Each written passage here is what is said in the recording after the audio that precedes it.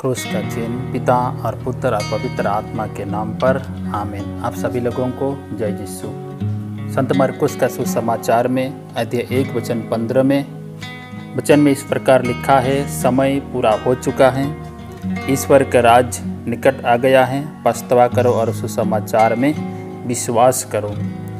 समय पूरा हो चुका है, ईश्वर का राज्य निकट आ गया है, पछतावा करो और सुसमाचार में विश्वास करो। आज प्रभु यीशु हमें सुसमाचार में विश्वास करने के लिए कहते हैं और हमें पछताव करने के लिए कहते हैं, ताकि समय पूरा हो चुका है, उसका राज्य निकट आ गया है।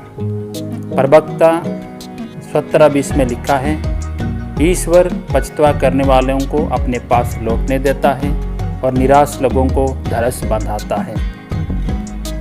आज हम देखेंगे, इन वचनों में हम मनन करेंगे कि वचन हमें क्या सिखाना चाहते हैं, वचन हमें क्या बोलना चाहते हैं। इन वचनों के द्वारा हमें ईश्वर अपने पास बुलाना चाहते हैं, पछतावा करने के लिए कहते हैं, ताकि हम पछतावा करते हुए हमें प्रभु की ओर जाना, प्रभु की ओर लौटना, प्रभु की ओर हमें आना बहुत ज़रूरी है। हम वचन के द्वारा मनन करें कि आज प्रभु यीशु हमसे यही चाहते हैं कि हम बुराई नहीं बल्कि भलाई करें, भलाई की ओर आगे बढ़ें, बुराई को त्याग कर भलाई की ओर जाएं। यूहन्ना के ग्रंथ में जहाँ यूहन्ना नबी को भेजते हैं 99 शहर, उस शहर में शहर के लोगों में इतने बुराई बढ़ गई थी, इतने पाप बढ़ गए थे कि परमेश्वर उस नगर को देख नहीं सक रहे थे।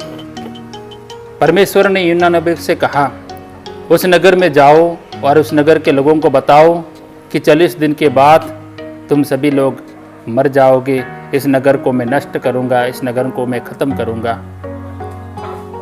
और हम वचन में देखेंगे, यूहन्ना नबी जाने से डरता था, जाकर वहाँ वो बोलने लगा कि समय ऐसा आया है कि परमेश्वर ने मुझे आपके पास भेजा है कि ये नगर, ये शहर नष्ट होने वाला है।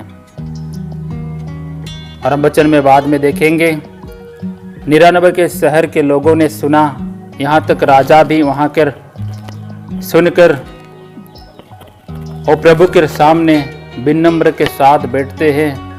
अपने जीवन के द्वारा जितने भी बुराई हुए थे वो घोषणा करने लगे कि सभी लोग पवित्र मंदिर में आओ और अपने बुरे कर्म छोड़ो, पाप त्याग कर हम पछतावा करें, ताकि प्रभु दयालु है, शायद प्रभु हमें आकर दया कर दे। और वचन में देखेंगे, जब 99 शहर के लोगों ने ईश्वर के सामने टाट ओढ़कर उपवास रखकर अपने पापों के लिए पछतावा करते हुए रोने लगते हैं प्रभु के सामने, और प्रभु वहाँ दया दिखाती है और वहाँ फिर से यूहन्ना नबी को वाणी सुनाती है कि 99 शहर जाओ और उस शहर में जाकर लोगों से कह दो कि मैं इस नगर को नष्ट नहीं करूँगा। आज हमें इन वचनों के द्वारा प्रभु हमें याद दिलाती है कि हम किस मोड़ पर है, आज हम भलाई पर है या बुराई पर है। अगर हमारे जीवन में ऐसे बहुत प्रकार के बुराई होंगे, पाप होंगे, जो पाप हमें त्यागना, जो पाप हमें छोड़ना बहुत ज़रूरी है। आज बहुत लोगों में एक बुराई बढ़ रही है, नशा पानी पीना, दूसरों के साथ लड़ना झगड़ना, परिवार के साथ अशांति जीवन में बिताना, एक दूसरे के साथ हिंसा करना, एक दूसरे के साथ जलना, दूसरों के ऊपर अत्याचार करना, ये सब आज जीवन में बहुत लोगों का जीवन में बढ़ रही है। मैं प्रभु की ओर से ही संदेश देना चाहूँगा कि हमें इन बुराइयों से मन फिराना है, इन बुराई को हमें त्यागना है, इन बुराई को हमें छोड़ना है, क्योंकि प्रभु हमसे चाहते हैं कि हमें पछतावा करना है, ताकि सुसमाचार में विश्वास करना है, ताकि सुसमाचार में विश्वास करते हमारे जीवन में आनंद और खुशी को अपनाना है।